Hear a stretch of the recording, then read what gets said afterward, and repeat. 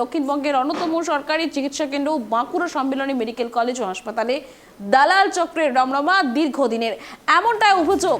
ফলে ওই দালাল চক্রের খপ্পরে পড়ে অত্যাধিক টাকা গুনতে হয় রোগীর আত্মীয়দের। সব জেনে শুনেও হাসপাতাল কর্তৃপক্ষ নীরব বলে অনেকের অভিযোগ। দক্ষিণবঙ্গের অন্যতম সরকারি চিকিৎসা কেন্দ্র বাঁকুড়া সম্মিলনী মেডিকেল কলেজ ও হাসপাতাল, সেখানে দালাল চক্রের রমরমা দীর্ঘদিন ধরে, এমনটাই অভিযোগ জানাচ্ছেন সেখানকার মানুষ। ফলে ওই দালাল চক্রের খপ্পরে পড়ে অত্যাধিক টাকা গুনতে হয় রোগীর আত্মীয়দের। সব জেনে শুনেও হাসপাতাল কর্তৃপক্ষ নীরব, এমনটাই অভিযোগ অনেকের। এখানে আমাকে অ্যাম্বুলেন্সে করে ছেড়ে দিয়েছিল, অ্যাম্বুলেন্স দেখিয়ে দিল ওখানে। দিয়ে আমাদের অ্যাম্বুলেন্সে এসেছিল, বলেছিল ওখানে সমস্ত কিছু করে দিবে, কিন্তু এখানে আসার পর আমি কিছুই দেখতে পেলাম না। যে অ্যাম্বুলেন্সে করে নামিয়ে দিল, সে ওখানে দেখিয়ে দিল এখানে টিকিট করো, এই করো সেই করো। এরপরে নামানোর সঙ্গে সঙ্গে এখানে ছেলেরা এলো, দিয়ে পরে বলতো আমরা করে দিচ্ছি অ্যাডমিশন, সমস্ত কিছু করে দিচ্ছি, কিন্তু হাসপাতালে কোনো পরিষেবা নেই। এবারে আমি এখানে ছেলেরা যারা ছিল তারা বলছে আমরা সব করে দেবো। এবার আমার এখানে যারা যেসব ছেলেরা আর কি টাকা নিয়ে করে, তারা বলে দিচ্ছে আমরা করে দেবো, কিন্তু হাসপাতালে কোনো পরিষেবাই নেই। এরপরে আমাকে কাজটা করাতেও হবে। এরপরে আমার তাদেরকে ধরা ছাড়া তাদের কোনো উপায়ও নেই। আমার সঙ্গে তখন কোনো লোক ছিল না, আমি বাড়ির একা ছেলে, মা, আমি, বাবা আর আমার স্ত্রী আছে। আমি একাই এসেছিলাম। তারপরে হ্যাঁ, মাকে নিয়ে এসেছিলাম, আর মাসি এসেছিল।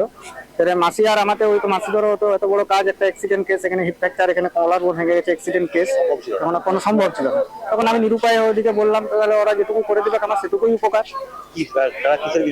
তারা পয়সার বিনিময়ে করেছে। আমাকে যে প্রথমে 1000 টাকা খুঁজেছিল, দিয়ে 500, দিয়ে পরে বলছে 500 আমি দিতে পারবো না, খুব গরিব মানুষ, 300 টাকা দেবো। 300 টাকার বিনিময়ে ওরা করে দিয়েছে। কষ্টের মধ্যে করি কাজ, বেকার ছিল, 2 পয়সা হয়, যে যেমন দেয় সেটা নেওয়া হয়। কিন্তু এখানে কয়েকজন আছে, মানুষ আছে, তারা 500-1000 জবরদস্তি নিচ্ছে, সেটা বদনাম হয়ে যাচ্ছে। আমাদের কয়েকটা এমনি ইয়ে আছে, ঠিক আছে, করা হয়, আবার মানুষের উপকার লাভ করি, কিন্তু এক এক ক্ষেত্রে দেখা যাচ্ছে যে না, এই ছেলেগুলা কাজ করতে দেওয়া যাবে না, এই করছে ওই করছে, বন্ধ করে দিচ্ছে। লাস্টে নিজেরা দেখা যাচ্ছে ভিতরে নিজেরা টাকা খাচ্ছে, ওই ভিতরে পারমিশটা ওরা করছে। এই যে আপনারা কাজ করছেন, আমাদের কেউ বারণ করে না?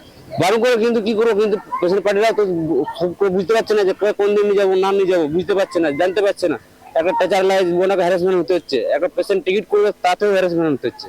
তাহলে সেইগুলো লাগে আমরা করে সাহায্য করে দিলে আমার পয়সা পাওয়া যায়।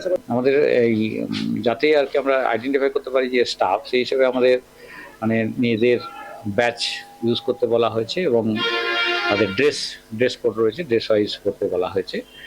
এখন ইতিমধ্যে আমাদের যেটা হয়েছে, সিকিউরিটির সংখ্যাটা বেড়েছে। সিকিউরিটির সংখ্যা বাড়ার ফলে ডেফিনেটলি এই যে দালালের কথা হচ্ছিল বা আদার্স হচ্ছিল, নিশ্চয়ই কিছুটা আপনার কমেছে বা কমানোর চেষ্টাও হচ্ছে।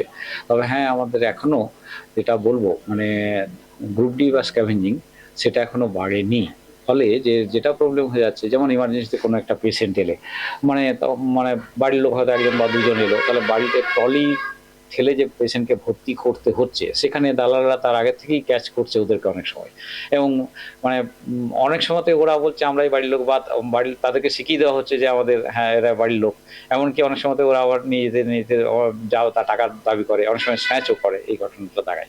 মানে আমার এই গ্রুপ ডি সংখ্যাটা খুব দরকার, যাতে আমরা ডেডিকেটেড ট্রলি বয় কিছু রেখে দিতে পারি ওয়ার্ডগুলোতে, যাতে আমরা ওটিতে নামানো ওঠানো এই ব্যাপারগুলো করতে পারি। এগুলো দেখা যাক, প্রসেস চলছে।